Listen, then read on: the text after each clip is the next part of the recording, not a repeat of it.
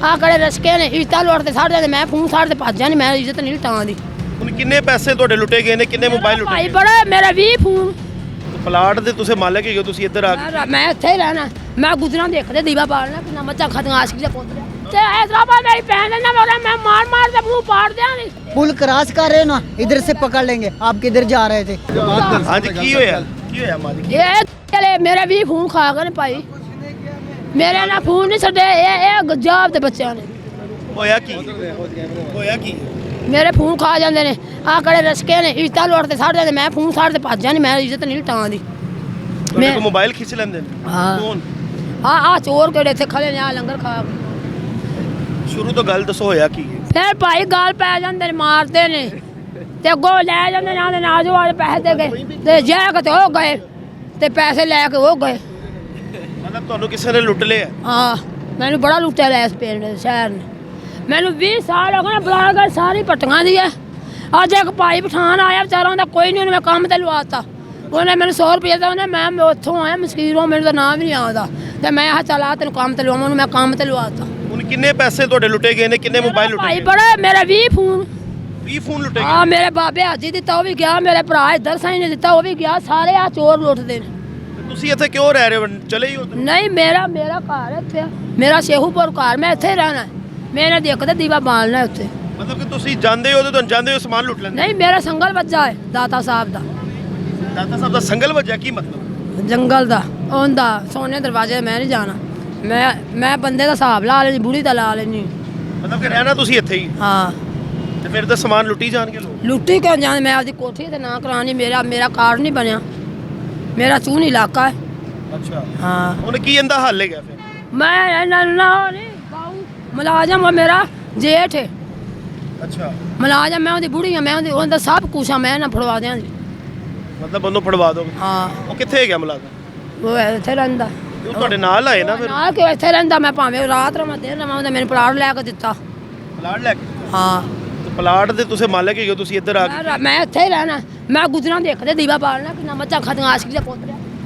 नाज़रीन ये सारा सूरत हाल है मेरे ख्याल से इनका ज़हनी तवाज़ुन ज़रा ख़राब है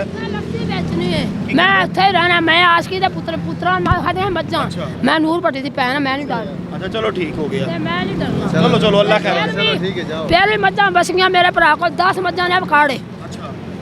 हाँ सही हो दफा होण मच्छां खैर अल्लाह खैर चलो माँ जी तुसी जाओ ठीक है खैरियत नाल जाओ ना लम्मे मुंह वाले ऐ करदे ने मटवा 20 लाख दिता ते चूनी साडा ले मां दी पोर साडा ते पोया साडा रायवंड साडा एना मस फैसलाबाद साडा साहिबाद साडा ते हैदराबाद मेरी बहन है ना मैं मार मार के मुंह पाड़ दिया नहीं पैदल सौकन पई मेरे ते पईयां ये साल इनका कि ज़हनी तवाज़ुन ख़राब है असल में बात ऐसी है यहाँ पे हर किस्म के लोग आते हैं ये जो है ना यहाँ पे करप्शन भी बहुत ज़्यादा हो रही है कई इंसान से ऐसे हादसात हो जाते हैं वो बिल्कुल मेंटल हो जाते हैं मैंने बड़े लोग देखे हैं जिनकी जेब काट ली जाती है और चोरियाँ चकारियाँ यहाँ पे चोरी के मोबाइल भी बिक रहे हैं जनाब और असल में यहाँ पे सब कुछ हो रहा है यहाँ पे जो पाकिस्तान की जो गवर्नमेंट है ख़ास करके जो सरकारी इदारे हैं वो सारे करप्ट हैं कोई पुलिस वाला यहाँ पे नजर ही नहीं आ रहा यहाँ पे पुलिस वाले नज़र आएंगे आपको और लेकिन आएंगे लेकिन वो उनकी आपस में एक सेटिंग हुई थी ना उस हिसाब से ये पुलिस वाले आते हैं तो अपनी वो लेके चले जाते हैं ये नादरीन चल रहा है ज़ाहिर है पुलिस वाले मंत्रियाँ लेके जाते हैं ये तो बड़ी पुरानी और आम बात हो चुकी है की कहोगे जी यार की हो रहा है सर ये चोरी का मोबाइल जेब जब दरबार पे जाते हैं ना वहाँ ज़ारत को करने जाता है वहाँ से जेब काट के आ जाते हैं यहाँ बस 1000 का 50 का 500 का दे के भाग जाते हैं हीरोनी वहाँ से हीरोनी जूता उठा लेते हैं मोबाइल उठा लेते हैं इधर आके 2 मिनट में ना दो तो गर्दन पे छुरियां रख हाँ वो इधर से बंदा जाए दो जल्दी निकालो फिर वो अपनी मजबूरी से दे तो एक हमारी पुलिस का जो है वो इसमें बड़ा अहम किरदार होना चाहिए ना लोगों की शहरियों की जानो माल की हिफाजत तो पुलिस नहीं वो नहीं करते अब पुल क्रॉस कर रहे ना इधर से पकड़ लेंगे आप किधर जा रहे थे हम चूने वाले हाथ लगे हो गए झाड़ी मार के नहीं आपने जेब काट रही आपने मोबाइल बेचा हुआ वो छुरी वाले को नहीं पकड़ेंगे सीधे साधे को पकड़ लेंगे तो बड़ी ज्यादती हाँ जी पर क्या करें उससे लड़ तो नहीं सकते हमारी मजबूरी है ये सारी सूरत हाल है ये जो खातून हमारे साथ ही कह रही थी कि मेरा सामान लूटा गया है लेकिन यहाँ पे ये चीज़ बड़ी आम है अगर